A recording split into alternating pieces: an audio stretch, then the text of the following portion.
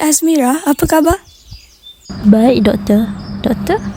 Saya juga baik. Terima kasih. Cik Azmira, suka tak kalau saya benarkan Cik Azmira keluar bersia-sia di luar sana? Wah, saya suka, Tuan Doktor. Terima kasih, Tuan Doktor. Saya benarkan Cik Azmira keluar bersia-sia di luar kerana Cik Azmira telah memperlihatkan kelakuan yang baik. Tetapi jangan pergi jauh-jauh. Selepas bersia-sia, Cik Azmira mesti balik ke sini semula. Jika Cik Azmira boleh patuh kepada syarat ini, Cik Azmira boleh keluar sekarang. Terima kasih, Tuan Doktor. Sebelum kita mulakan sesi baca lagu ini, elok kita bincangkan dulu tajuk drama kita. Sasau membawa maksud setengah gila. Maksudnya, bukan gila sepenuhnya. Bolehkah kegilaan diukur macam tu? Setahu saya, belum ada mesin yang dicipta lagi untuk mengukur tahap kegilaan seseorang. Memanglah gila itu sesuatu yang subjektif, tetapi perkara yang dimasukkan dengan setengah gila itu ialah seseorang itu masih siuman. Cuma pelakuannya saja seperti orang gila. Biasa dengar tak orang sebut gila-gila bahasa? Benar. Jadi, drama kita ini hendak memaparkan mesej yang menyentuh kita semua. Maksud saya, semua manusia. Manusia pada dasarnya mempunyai sedikit sebanyak watak gila dalam diri mereka. Maka, kita janganlah hendaknya cepat mengatakan seseorang itu gila. Sedangkan dalam diri kita masing-masing, terdapat unsur-unsur kegilaan itu. Baiklah, kita mulakan sekarang. Duniaku ialah kuasa. Kuasaku adalah duniaku. Dengan kuasa dunia berada di bawahku. Kuasa mencipta kuasa. Bukan, kamu salah. Kamu adalah manusia sasau. Sasau boleh membawa gila. Gila boleh membawa kehancuran dunia, kehancuran manusia. Ikutlah aku. Dunia aku ialah fikiran. Fikiran ialah kewarasan. Kewarasan fikiran dapat mengawal nafsu, dapat mengawal wang, dapat mengawal kuasa. Kewarasan fikiran dapat mengawal manusia, dapat mengawal dunia. Hei kawan, kau lupa satu perkara. Fikiran dapat merosakkan fikiran. Fikiran yang rosak boleh menyebabkan sasau. Sasau boleh membawa gila. Gila boleh membawa kehancuran dunia, kehancuran manusia. Oleh sebab itu, ikutlah aku. Dengan kuasa, aku boleh mengawal fikiran. Dengan kuasa, aku boleh mengawal wang dan mengawal dunia. Bukan. Kedua-dua kamu salah. Kamu berdua ialah orang-orang yang sesat. Perkara yang penting ialah sistem. Sistem yang betul ialah sistem yang pro-rakyat. Dalam era pasca Perang Dingin ini, sistem yang pro-rakyat ialah sistem yang terbaik. Sistem yang pro-rakyat ialah sistem yang dapat mengawal wang, yang dapat mengawal kuasa dan yang dapat mengawal manusia. Siapa orang tu, Nisa? Kurang pasti pula. Tetapi rasa-rasanya macam aku pernah tengok.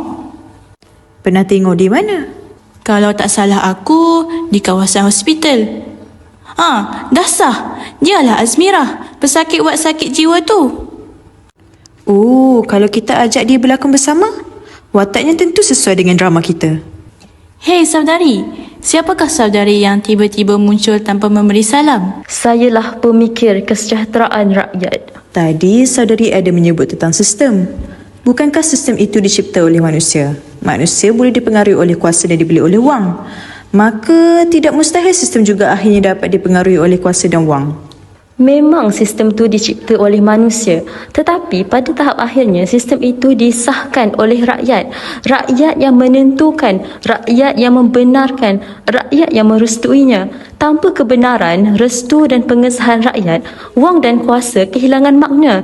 Jadi pada hakikatnya, sistem itu dicipta oleh rakyat, bukan oleh manusia. Hal ini menunjukkan bahawa rakyat lebih besar daripada manusia. Rakyat lebih berkuasa daripada wang.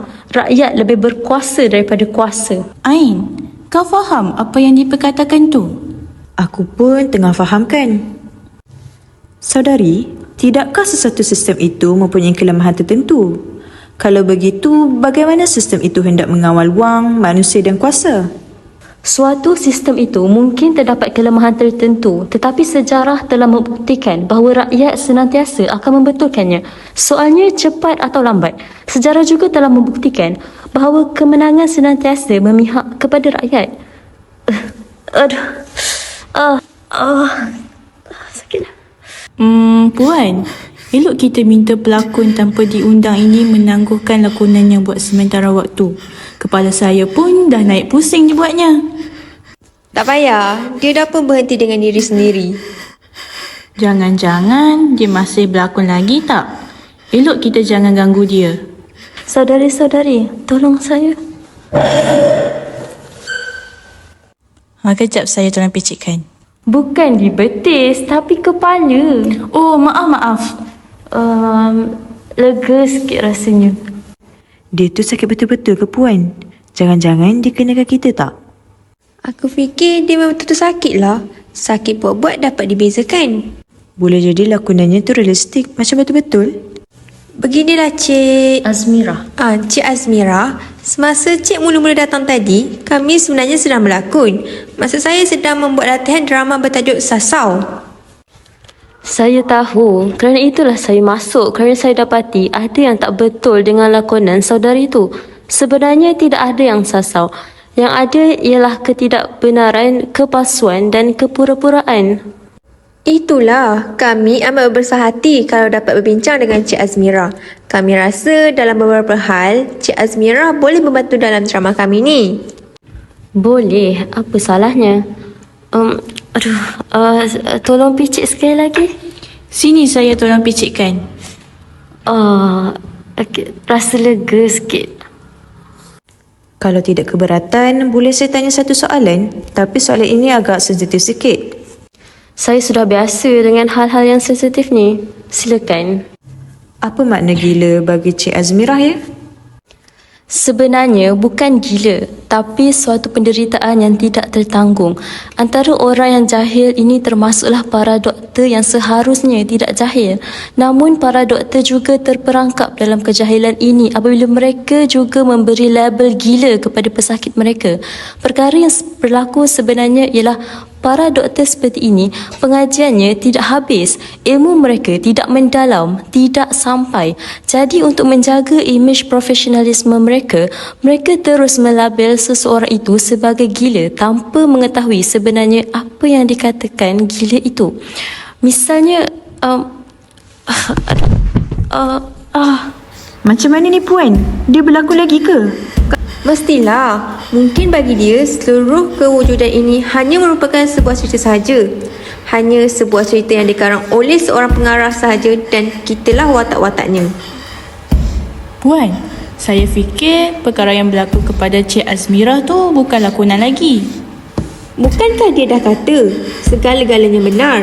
Lakonan atau bukan lakonan, semuanya betul. Semuanya kehidupan.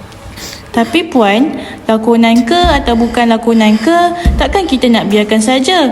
Nak tengok saja orang tu berguling-guling di atas lantai tu? Mungkin dia sedang menderita. Kita sambung balik yang tadi ya. Selepas orang itu menghantukkan kepalanya ke lantai, maka darah merah pun mengalir membasahi pipinya. Sesiapa yang menyaksikan kejadian itu pasti mengatakan bahawa orang yang menghantukkan kepalanya ke lantai ialah orang gila.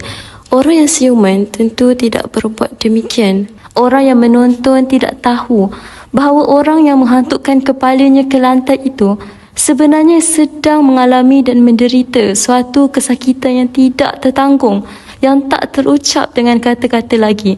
Kata-kata sudah kehilangan makna. Kata yang bermakna adalah dengan menghantukkan kepalanya ke lantai. Apakah saya sudah menjawab soalan saudari Ain? Ya, terima kasih. Assalamualaikum. Saya Dr. Rozi. Maafkan saya jika saya mengganggu. Cik Azmira ini ialah sahabat saya. Saya datang ni nak bawa dia balik ke tempat rehatnya. Cik Azmira, apa khabar sekarang?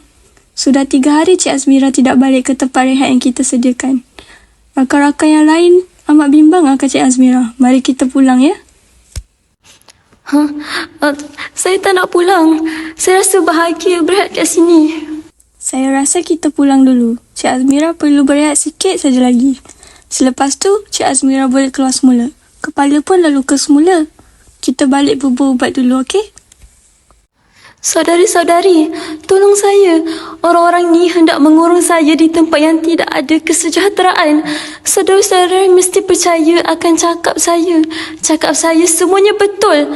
Mereka ni penipu. Cakap mereka manis, tapi dalam hati mereka jahat. Saudara jangan risau. Orang gila mana-mana pun memang begitu. Mereka amat pandai bercakap. Kalau dengar mereka bercakap, sesiapa pun tak tahu sebenarnya mereka gila. Seperkara lagi, orang gila takkan mengaku mereka tu gila. Mereka akan marah jika katakan gila. Tapi doktor, dia bukan gila. Dia sedang menderita suatu penderitaan yang tak tertanggung lagi. Percayalah saya doktor, biarlah dia di sini. Kami boleh mengurus dia. Mungkin saudara belum arif lagi dengan orang seperti ini. Saya amat mengenalinya kerana saya mengubatinya setiap hari. Saya harap saudara dan rakan-rakan faham. Cuba lihat kepalanya. Kepalanya sering saja luka. Orang yang siuman takkan berbuat demikian. Mari kita pergi. Tidak, saya tak nak. Tolong, saya tak nak. Kehidupan seorang aku, seorang engkau, seorang dia ialah pemburu dan pengembara yang suka atau tidak harus menanti dan mengharap dalam ketidakpastian silih berganti. Pemburu dan pengembara yang seringkali lelah sendiri di padang sepi.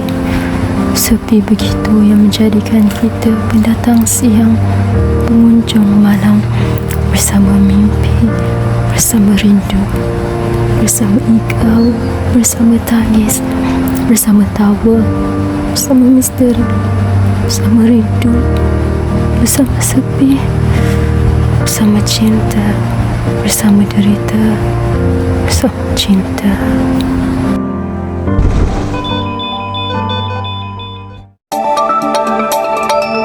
Salam sejahtera. Seorang pesakit jiwa Azmirah binti Saleh telah meninggal dunia di ward pesakit jiwa Hospital Besar Kangas semalam.